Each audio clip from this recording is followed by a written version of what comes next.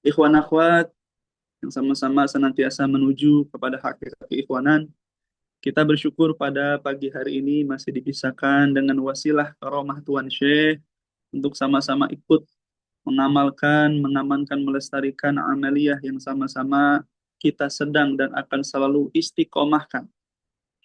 Karena Ibu Bapak yang dirahmati Allah, kita bersyukur selalu bahwasanya keberkahan kita bertemu dengan Tuan Guru Pangersa Abah merubah banyak sisi kehidupan kita, khususnya dalam hubungan kita bermuamalah kepada Allah ataupun kepada manusia. Begitupun dzikir ini, saya teringat, kita bahas di antaranya, saya teringat ada beberapa nasihat ulama, di antaranya dalam kitab Nasoihul Ibad, yang mana kitab ini kita ketahui dikarang ditulis oleh Tuan Guru Syekh Nawawi Al-Bantani. Qaddasallahu sirruhu. Syanawi Bantani juga merupakan murid di antaranya dari Tuan Syekh Ahmad Khatib bin Abdul Ghaffar Sambasi. Nah, Syekh Nawawi Al-Bantani ini dalam salah satu kitabnya Nasoil Hibad belum mengatakan ada sebagian ahli hikmah hukama itu menyatakan bahwasanya ada tiga perkara yang mana bisa menghilangkan pikiran stres atau kegundahan dalam hidup. Apa tiga perkara itu? Di antaranya yang pertama sudah pasti beliau mengatakan Imam Nawawi yaitu zikrullahi ta'ala. Mengingat Allah subhanahu wa ta'ala. Perkara yang pertama yang dapat menghilangkan stres atau gundah dalam kehidupan kita adalah mengingat Allah subhanahu wa ta'ala. Zikrullahi ta'ala. Sebagaimana Allah ta'ala berfirman dalam Al-Quran, alladzina amanu wa tadma'innu qulubuhum bidzikrillah ala bidzikrillahi tatma'innul qulub. Di akhir ayat itu Allah mengatakan, hanya dengan mengingat Allah, hati akan menjadi tenang. Hati akan menjadi tentram, damai, menjadi senang dan bahagia. Dengan mengingat Allah subhanahu wa ta'ala. Inilah yang sebenarnya sangat dibutuhkan Ibu Bapak yang dirahmati Allah untuk semua manusia. Karena yang namanya ketenangan hati, segala aspek kehidupan butuh yang namanya ketenangan hati. Bukan hanya kita, sebagai orang, sebagai orang-orang yang salik atau sedang menempuh dalam torikoh ini. Makanya torikoh yang sedang kita jalani ini, yang sering Abah mengatakan, mohon maaf Abah sering mengatakan, tidak punya apa-apa, katakanlah. Kalau belum ditalkin zikir, katakanlah seperti itu. Itu sangat benar sekali. Karena memang kita ini tidak punya apa-apa. Semua milik Allah subhanahu wa ta'ala. Nah, talqin dzikir ini adalah membuat kita sadar di antaranya dalam hidup kita bahwa semua ini milik Allah dan kita harus menjadi hamba terbaik di sisi Allah subhanahu wa ta'ala. Nah, dengan melanggengkan dzikir, khususnya yang telah ditalqinkan oleh Ruhul Amin, oleh Syekh Mursyid ke dalam diri kita semua, maka dengan hal tersebut, dengan talqin itulah, maka segala aspek kehidupan kita akan dipenuhi dengan keberkahan hidup. Dan pasti akan dipenuhi dengan ketenangan, kedamaian hidup. Dan tadi kami katakan, ini diperlukan dalam semua manusia yang memerlukan ketenangan hidup. Bukan hanya kita yang bergelut dalam dunia thariqah sebagai salik, namun para pemimpin-pemimpin negara khususnya, entah presidenkah, wakilnya kah, begitupun ke bawah gubernurnya kah, atau siapapun pemimpin, bahkan pemimpin rumah tangga pun, atau memimpin dirinya, hakikatnya kan semua kita ini adalah pemimpin, memimpin diri kita sendiri. Kita butuh yang namanya aspek ketenangan. Ternyata ketenangan di sini untuk menghilangkan gundah, menghilangkan stres yang ada di dalam dunia ini yang sedang kita jalani, tidak ada cara lain terkecuali melanggengkan dzikir kepada Allah. Dan itu bisa didapati dengan kita bertemu dengan waliya mursyidah, wali mursyid. Karena seorang guru mursyid akan menanamkan benih-benih tauhid ke dalam diri kita, cahaya-cahaya kalimat la ilaha illallah, sehingga kalau cahaya itu masuk ke dalam ruhanianya, ke dalam kolbunya, maka cahaya itu akan menerangi dirinya. Sebagaimana saya teringat kalamnya Pangersa Abaos. Saya dapat cerita ini dari Abah Jagat saat itu. Abah Jagat pernah bercerita di tahun 2020 ketika Abah berkholwat di hujrah syarifahnya selama 14 hari. Tahun 2020 setelah 14 hari beliau berkholwat dari hujrah syarifahnya yang mulia, keluar dari tempat kholwat, saat itu Abah Jagat dan Bu Jagat sedang sowan kepada Abbas. Ketika keluar dari kholwat tersebut selama 14 hari, lisan suci yang keluar dari Pangersa Abah pertama kali kata Abah Jagat yang didengar sama Abah Jagat belum mengatakan seperti ini. Pangersa Abah mengatakan begini, tujuan kita mengamalkan torikoh ini adalah bersih hati. Masya Allah. Sampai dihentakkan mengatakannya, bersih hati. Masya Allah. Litasfiyati qulubihim diantaranya. Membersihkan hati. Sampai saat itu, kata Abah Jagat, mendengar kalam mulia Pangersa Abaos yang baru keluar dari kholwatnya selama 14 hari, mengatakan tujuan kita mengamalkan toriko ini adalah bersih hati. Itu ketika dikatakan seperti itu keluar dari lisan mulianya, itu hati seperti diseblok dengan air, kata beliau. Yang begitu segar, luar biasa. Bersih hati. Tenangan hati tidak akan bisa didapat kalau kita belum berusaha membersihkan hati kita. Mengapa? Karena hati ini adalah malikul badan. Apa itu malikul badan? Presidennya, pemimpinnya, rajanya, anggota badan kita. Jadi sekabehan, katakanlah seluruh nih anggota tubuh kita, dari mulai ujung rambut sampai kaki, pemimpinnya apa? Adalah hati. Maksudnya, hati ini yang malikul badan. Ketika hatinya, pemimpinnya, katakanlah, bisa tenang, sudah bersih dan selalu terhubung dengan Allah yang Maha Mulia, maka seluruh anggota tubuhnya yang menjadi rakyatnya akan taat kepada hati. Kalau hatinya tenang, hatinya sudah menuju kepada kesucian jiwa, kebersihan, sudah pasti langkahnya akan menuju ke tempat-tempat yang terbaik, yang bersih. Lisannya akan mengatakan sesuatu yang terbaik, yang bersih. Tidak mengeluarkan caci maki, tidak mengeluarkan kotoran-kotoran dalam lisannya, perbuatannya, tingkahnya akan berakhlakul karimah. Dikarenakan hatinya bersih. Malikul badan. Hatinya, pimpinannya telah bersih, telah disucikan dengan kalimat yang mulia. Dengan la ilaha illallah. Inilah pentingnya kita senantiasa mensucikan hati atau sanubari kolbu kita semua. Karena disitulah Allah memandang kita. Disitulah tempat segala apa-apa kotornya kehidupan yang kita lihat, yang kita dengar, akan ada kotor titik hitam di dalam hati kalau tidak kita bersihkan. Nah, cara membersihkannya adalah dengan dikrubul. Inna likulli syai'in siqola, wa siqolatul qulub dikrub. Abah sering mengungkapkan hadis Nabi ini. Sesungguhnya segala sesuatu ada pembersihnya, kata Pangersa Abah. Kata Nabi Muhammad SAW, dan pembersih hati adalah zikir kepada Allah. Tentu bukan sembarang zikir, Ibu Pak dirahmati Allah. Tapi zikir yang ditanamkan melalui Ruhul Amin, melalui Syekh Mursyid. Sebagaimana Pangersa Abah dalam kitab Fadhailus Syuhur nih, beliau memberikan penjelasan di antaranya. Pensucian dan pembersihan hati melalui kalimat thayyibah dan melalui seluruh nama-nama Allah tidak akan berhasil kecuali kalimat thayyibah, kalimat tauhid itu, nama Allah tersebut diperoleh dari pendikir melalui talqin dikir dari seseorang guru, yaitu Syekh Mursyid yang apa?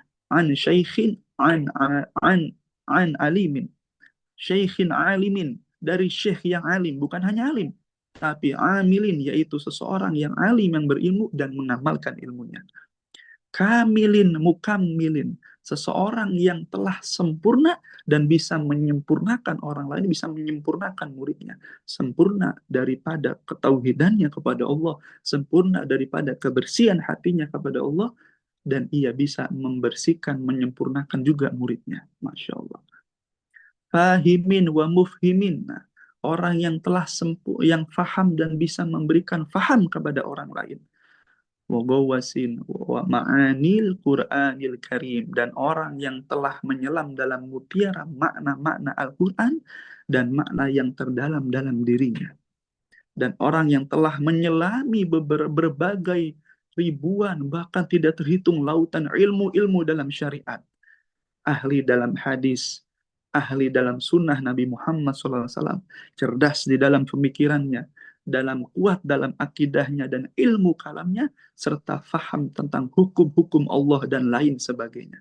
Inilah mursyid kamil mukamil yang kita yakini dalam thariqah ini adalah guru agung Pangeran Abbas. Artinya, ketika kita ditalqin dan sami'ana wa ata'na, ikut dengan sepenuhnya serahkan kepada Pangeran Abbas, khususnya dalam kehidupan urusan kita muamalah kepada Allah dalam amaliyah keseharian dan urusan kepada manusia hablum minan nas, maka dengan cara seperti itu setelah ditalkin kita istiqomah tadi sesuai sabda Tuan Syekh Pangan Sahabat, tujuan kita mengamalkan ini adalah bersih hati, kita akan mendapatkan itu semua. Sehingga bersihlah tingkah laku kita, bersihlah tutur kata kita, bersihlah pendengaran seluruh anggota tubuh kita.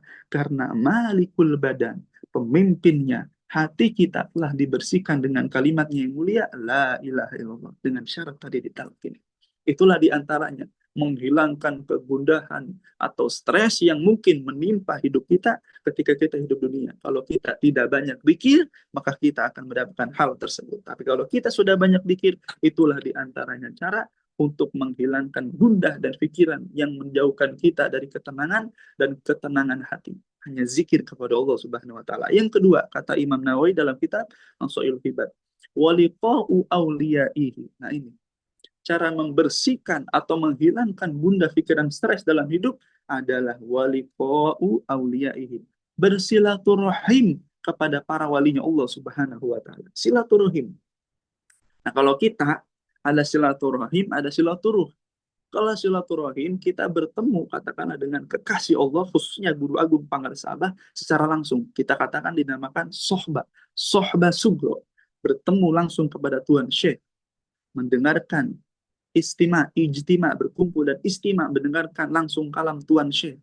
Atau berkumpul dengan duduk langsung di hadapan beliau, melihat langsung amaliyah beliau, melihat langsung fisik beliau yang mulia. Itulah diantaranya cara kita menghilangkan gundah gulana dalam hidup dan stres kita. Waliqa'u awliyaihi. Bersilaturahim kepada Tuhan Syekh, khususnya kepada wali Allah. Apalagi beliau sebagai pimpinannya wali. Dengan memandang beliau saja, mengingatkan kita kepada Allah Subhanahu wa taala. Bukan hanya memandang dengan foto, kata Abah. Yang dimaksud memandang, mengingatkan kita kepada Allah, kepada aulia maksudnya ketika sudah ditalkin, maksudnya begitu kata Abah. Ketika sudah ditalkin zikir, maka jangankan memandang langsung, kita mengingat namanya Abah Aos katakanlah, atau Syekh Muhammad Abdul Ghaus yang sering kita sebut dalam tawasul, atau ketika kita sebut nama beliau dalam kebutuhan hidup kita, kita tawasul kepada beliau semata-mata wasilah kepada Allah Subhanahu wa taala. Disitulah hanya dengan menyebutnya saja bisa menenangkan hati kita. Masya Allah. Waliqa'u awliyaihi. Dan dalam silaturahim kepada aulia, kita juga diajarkan dalam tauhid ini silaturuh. Apa itu? Silaturuh itu menyambung ruh di dalam tawasul. Sebagaimana amaliyah kita. Ketika kita selesai sholat, kita membaca hadrat kepada Nabi Muhammad SAW. Menyambung ruhania kita kepada Nabi melalui tawasul, mengirimkan Fatihah kepada beliau dan kepada keluarga beliau, kepada wali seluruh dunia, dan membaca salawat, memperbanyak salawat kepada baginda Nabi Muhammad SAW. Sebagaimana Al-Habib Ali bin Muhammad Al-Habsyi, seorang ulama besar yang mengarang Maulid Simbudurul, beliau mengatakan salatan ya tasilu biha ruhul musalli alaihi bi. Ketika kita membaca salawat, kata Habib Ali dalam Sibut Duror, sebenarnya ruhania seorang yang membaca salawat itu sedang dihubungkan dengan ruhnya Nabi Muhammad SAW. Salatan yattasilu biha ruhul musalli alaihi. Masya Allah. Orang yang membaca salawat, katakanlah silaturuh atau silaturahim dengan salawat kepada Nabi Muhammad SAW, ruh pembaca salawat ini sedang disatukan dengan ruhnya Nabi Muhammad SAW. Masya Allah, luar biasa. Dan salawat menjadi amalia keseharian kita, baik salawat Bani Hashimnya atau salawat sebelum kita berzikir, di dalam zikir, setelah membaca zikir, semua dipenuhi dengan nama Allah dan nama Nabi Muhammad SAW. Bahkan dalam khotaman, begitu banyak salawat. Di antaranya, paling nihil kita membaca khotaman 2 kali. Dari situ banyak salawat ummi kepada Nabi Muhammad SAW. Untuk menghubungkan hati kita dengan Rasulullah SAW, maka dibutuhkan penghubung, yaitu guru kita. Karena kita tidak bisa langsung kepada Nabi Muhammad. Beliau orang yang paling mulia di alam semesta. Bahkan Allah menciptakan kita semua karena Nabi Muhammad.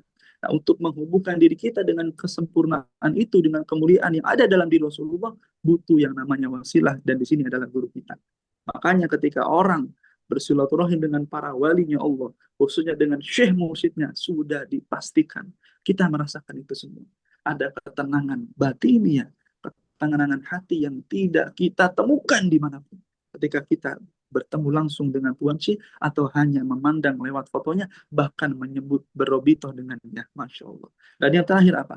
Wa kalamul hukama. Nah ini, memperhatikan kalamnya hukama. Siapa hukama? Ahli hikmah, ahli ma'rifat, ahli la ilaha illallah.